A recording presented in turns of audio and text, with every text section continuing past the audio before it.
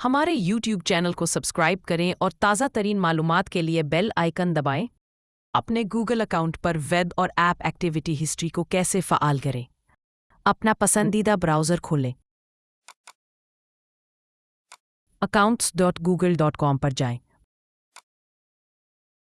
By side bar में data privacy पर click करें। नीचे स्क्रॉल करें।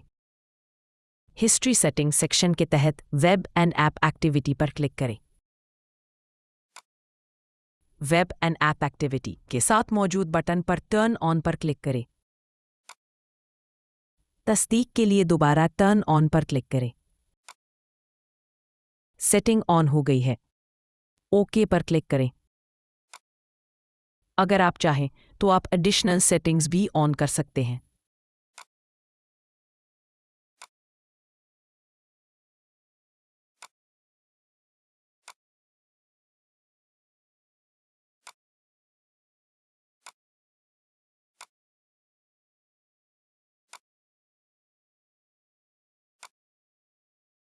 अब ऑटो डिलीट पर क्लिक करें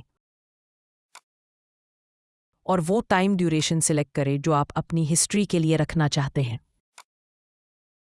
नेक्स्ट पर क्लिक करें। कंफर्म। बस web and app activity history आपके गूगल अकाउंट पर इनेबल हो गई है। यही तरीका है कि आप web and app activity history को अपने गूगल अकाउंट पर इनेबल कर सकते हैं।